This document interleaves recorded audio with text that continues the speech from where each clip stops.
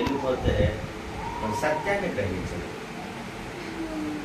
వాక్యము దేవుడు, వాక్యమే దేవుడు. ఆ వాక్యంలో నువ్వు నిలిచి ఉండాలి. ఇది చాలా ఇంపార్టెంట్.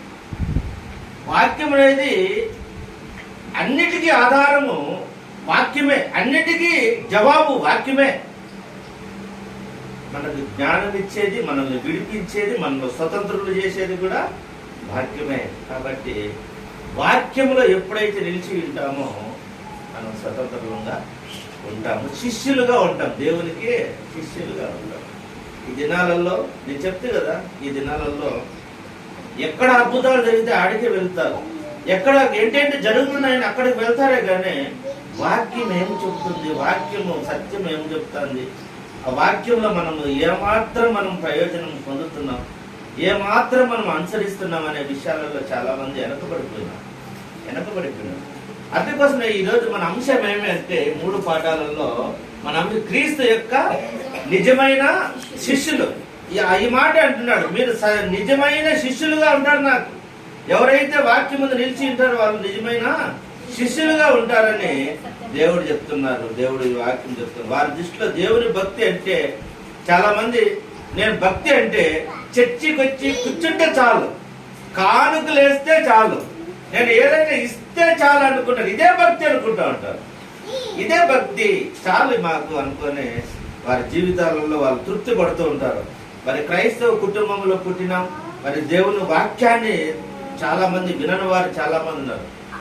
దేవుని క్రైస్తవ కుటుంబంలో పుట్టి క్రైస్తవులుగా జీవిస్తూ తాతల కాలం నుంచి కూడా క్రైస్తవంలో ఉంటూ కూడా వాక్యాన్ని గ్రహించలేని స్థితిలో ఈ రోజుల్లో ఉన్నారు. చాలా మంది వాక్యంలో లోతు తెలుసుకోలేని స్థితిలో ఉన్నారు. వాక్యం ఏం బోధిస్తుందో గ్రహించలేని స్థితిలో ఉన్నారు. ఈ దినాన మనం గ్రహించినప్పుడు నిజముగా ఆయనకు శిష్యులుగా మనం ఉంటామని మర్చిపోకూడదు. ఆత్మీయ విషయాలు చాలా తక్కువ సమయం కేటాయిస్తూ ఉంటారు. అన్ని విషయాలలో దేవుని దగ్గర ఉంటారు. దేవునికి ఇవ్వరు సమయం అంతా. లోక విషయాలలో అన్ని విషయాలలో ఉంటారు కానీ దేవుని సన్నిధిలో గడిపే సమయం మాత్రము బహు తక్కువగా ఉంటుంది. తక్కువగా వారు జీవిస్తూ ఉంటారు. తక్కువ సమయాన్ని దేవునికి కేటాయిస్తూ ఉంటారు. ఈ దినాన మనం జ్ఞాపకం చేసుకున్నాం. ఈ విషయాలలో ఇంకా ఏం మనం చూస్తామంటే, ఈ రోజుల్లో దేవుడు మనకు నిజమైన క్రైస్తవ జీవితం ఏమిటో బోధిస్తాడు. ఈ 3 పాఠాలలో క్రైస్తవుడు నిజంగా ఎలా ఉండాలో బోధిస్తాడు.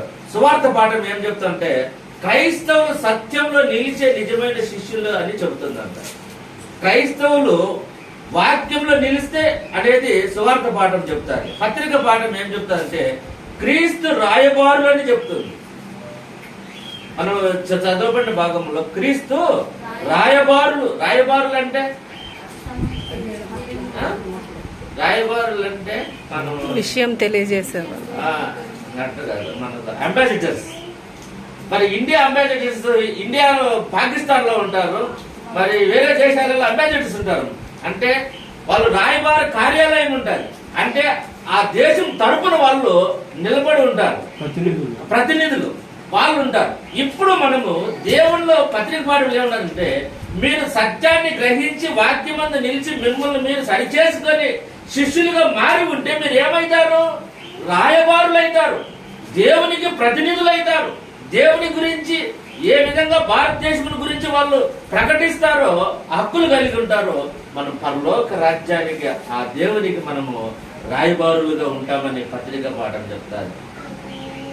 ఈ రాయబారులైన వారు ఎలా ప్రకటిస్తారనేది ఈ పాత నిబంధన పాఠంలో మనకు చెప్తారు. ఎట్లా వాళ్ళు ఎట్లుంటారంటే, క్రైస్తవులు ఆయన శక్తితో ఆయన నామాన్ని భూమి అంతటా ప్రకటిస్తారంట. ఈ భూమి కొనల వరకు, భూ దిగంతముల వరకు పోయి వాళ్ళు ప్రకటిస్తారని రాయబారులు కొన్నారని ఈ మనకు యెషయా గ్రంథం పాత నిబంధనలో చెప్తారు. ఈ 3 పాఠాల సారాంశము అదే. ఎందుకంటే క్రైస్తవం అంటే బయటికి ఆచారాలు మరి పాటించడం కాదు, కానీ క్రైస్తవ్యం అంటే వాక్యం వల్ల క్రొత్త సృష్టిగా మారడము. లేదా ఆచారాలు, ఆదివారం వస్తానే చర్చికి రావాలా, బైబిల్ సంఖ్యలో పెట్టుకొని రావాలా, తెల్లది గుడ్డ వేసుకొని ముసుగు వేసుకొని మళ్ళా పోవాలా, మళ్ళా రావాలా, ఇదే అనుకుంటూ ఉంటున్నారు. వాక్యాన్ని గ్రహించడంలే, సత్యాన్ని గ్రహించడంలే. చాలా మంది ఈరోజు నామకార్థంగా జీవిస్తూ ఉన్నారు.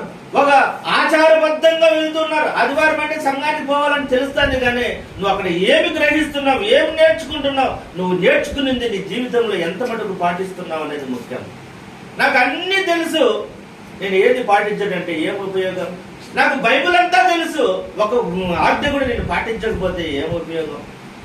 నువ్వు నేర్చుకున్నది పాటించకపోతే దేవునికి మహిమ ఎలా వస్తుంది? నాకు 100 మార్కులకు తెలుసని నువ్వు రాయకపోతే, ప్రశ్నలకు జవాబు రాయకపోతే 0 రాదు. ఇది నాన్న క్రైస్తవం అంటే అదే అనుకొని చాలా మంది ఈరోజు పొరపడుతూ ఉన్నారు. కాబట్టి నూతన సృష్టి శిష్యులుగా మారి ఆయన దయను ప్రకటించి సమాధాన సేవలో పాలు పంచుతున్నాం. ఇదే పవిత్ర గ్రంథాల్లో ఈరోజు మనకు బోధిస్తా ఉన్నారు. ఆయన మనం పవిత్ర